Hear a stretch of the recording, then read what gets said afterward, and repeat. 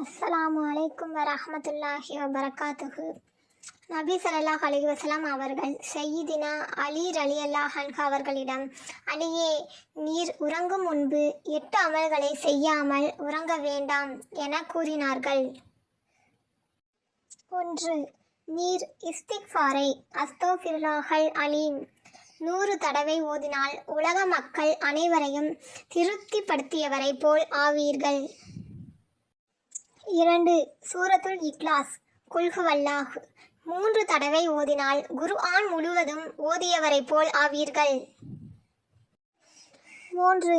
ஷஹாதத் கலிமா அஸ்ஸகது அல்லா இலாஹா இல்லல்லாஹு வஹ்தஹு லா ஷரீக லஹு வ அஸ்ஸகது அன்ன முஹம்மதன் அப்துஹு வ ரசூலுஹு 5 தடவை ஓதினால் மக்கா சென்று ஒரு ஹஜ் செய்தவரை போல் ஆவீர்கள்.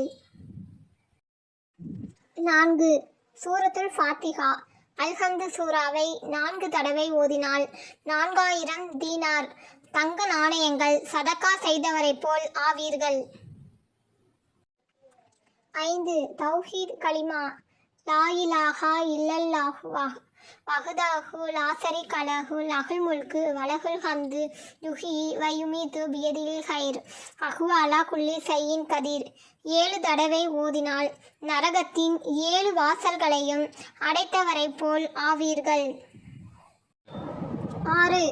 என் மீது 10 தடவைகள் ஸலவாத்து அல்லாஹும்ம ஸல்லி வஸல்லிம் வபாரிக் அலா சய்யிதினா முஹம்மதின் வ ஆலிஹி வ ஸஹ்பிஹி அத்ததமா ஃபீ இல்மில்லாஹி ஸலாத்தன் தாயிமத்தன் ஃபீ தவாமி முல்கில்லாஹ் சொன்னால் சிராத்துல் முஸ்தகீம் பாலத்தை விரைவாக கடந்தவரை போல் ஆகிவிடுவீர்கள்.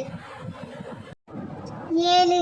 தம்ஜீத் கலிமா சுப்ஹானல்லாஹி வல்ஹம்துலில்லாஹி வலா இலாஹா இல்லல்லாஹு வல்லாஹு அக்பர் வலா ஹவுல வலா குவத்த இல்லா பில்லாஹில் அலியுல் அலீம் 8 தடவை ஓதினால் சொர்க்கத்தின் 8 வாசல்களையும் திறந்தவரை போல் ஆவீர்கள். 8. கலிமா தையிபா லா இலாஹா இல்லல்லாஹு முஹம்மது ரசூலுல்லாஹ் 10 தடவை ஓதினால் அல்லாஹ்வின் லிக்கா இறை தரிசனம் பெற்றவரை போல் ஆவீர்கள் என்று கூறினார்கள்.